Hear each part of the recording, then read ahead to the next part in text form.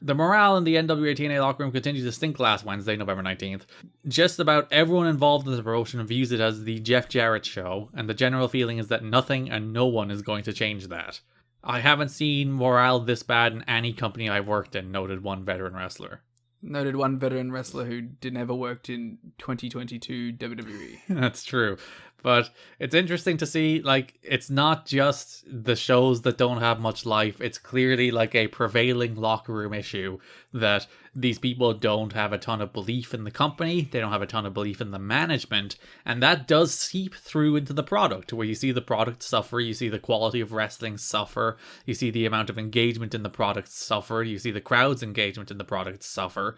So it's kind of interesting to see how, like, that all does work together. Like, no matter how many good wrestlers you have on your show, if locker room morale is down, if you're not keeping people happy, if you're not giving them a place they like to work, unlike what Dixie Carter said in that quote about Lex Luger earlier, where it's like, we pride ourselves on having a great place to work. Apparently the people at NWA-TNA don't really believe that at the moment, Dixie. Yeah, I mean, like, I think it's pretty obvious. Like, even you can have the best wrestlers in the world on your roster, but if they're not happy, they're not going to perform at that level. And if you're not putting them in interesting positions, they're not going to perform to that level. Because they're not happy. It is a cycle. Because what you do have Christopher Daniels on the show, but he's not having good matches. You do have Loki on the show, but he's not having good matches. AJ is still being pushed on the show, but he's only been put in a position to have a good match once this month, and he does, which is the match against Abyss. And when you don't put your good wrestlers in positions to have good matches, guess what, Liam? They don't have good matches. It's true. Even AMW, best tag team in company history, they have one singles match, or one 2-on-2 tag match this month?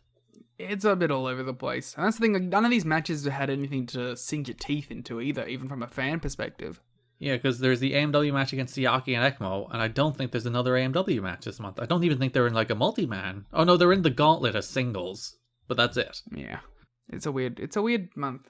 I've never gotten that when you're looking at, like, well, how best do we use our talent? How best do we, like, put these pieces together to create a good show? It's like, what if we didn't have our best tag team wrestle all month? It was all Diamond and Swinger. It was all 3LK. I like Diamond and Swinger, to be fair, but yeah, you should still probably be finding a spot for AMW on these shows. I don't like Diamond and Swinger anymore. I still like them. The David Youngification of Diamond and Swinger has turned me off them. How dare you? Wrestlers continue to complain about Jarrett featuring himself as the main attraction on TNA shows. TNA is a vehicle to get one person over. Jeff Jarrett, said one frustrated wrestler. Other wrestlers echoed that sentiment, including some wrestlers who once defended Jarrett against such criticism. Well, how about you other guys try being stars? Have you ever thought of that? I wonder, is that like an element of it that Jarrett has finally used the Hogan thing as an excuse to just push himself as top guy? Which he kind of reluctantly did at times. And, like, there was the period during the summer where we did note that, like, during that period where this company was really good, Jeff Jarrett definitely took a back seat. He definitely, like, took a step back on the product. He had a role, but he wasn't the guy. Yeah, he was just, like, doing mid-card stuff with Legend and Daniels. So now that, the Hogan stuff props up, he gives himself an excuse to be, like, the top main event heel. And maybe a warranted one. It's like, oh, we have Hogan coming in. We need a top main event heel, and I'm the only guy who can do that. Like, I'm not, like, indifferent to that argument, that there's probably merit there, but also it's just like, oh, this is my moment to step up. I don't have to really think about it anymore. I don't have to be, like, self-conscious about the degree to which I'm pushing myself. Let's just push myself. The thing is, too, I don't even mind Jericho. I don't even mind Jarrett being pushed. I just, what they're doing with him isn't interesting.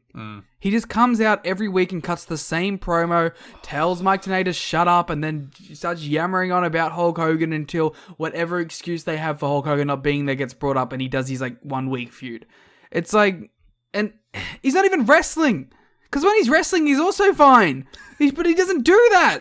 All he does is come out here and tell Mike Tenay to shut up, and then he cuts the same exact promo over and over again. I am so sick of those Jeff Jarrett promos. I'm so sick of them. And they're in the same slot nearly every week, because every week the show opens with a match, and then Jeff Jarrett comes out and he does that same promo where he's like, oh, I brought TNA to Hulk Hogan, but Hulk Hogan's not here, and I injured Hulk Hogan. I'm doing the same promo every single week. It's slapnuts, guitar, and that just, by the end of this month, I am sick of him. I'm sick of him. I do not want to see him anymore. I don't want to see him getting beat him up. I don't want to see it that's not heat. I want him off of my television program. I think the problem with this show is, too, it's very stale. It's the same things happening over and over again. Which is funny. When I was doing broad topics, I was like, all right, we have the world title scene. We have whatever Raven's doing this month. We have the X Division.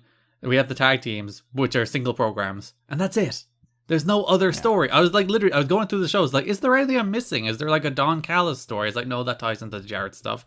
Is there something on this show that I'm not grabbing here? It's like, no, it's all just Jeff Jarrett, the X Division Triple Chance, and 3LK and Glenn Gilberti. Like, that's the entire month. Yeah. And then Raven, at least Raven's always doing something off to the side. He's just fighting red shirt security. It's no longer Raven doing something interesting, but he is doing something.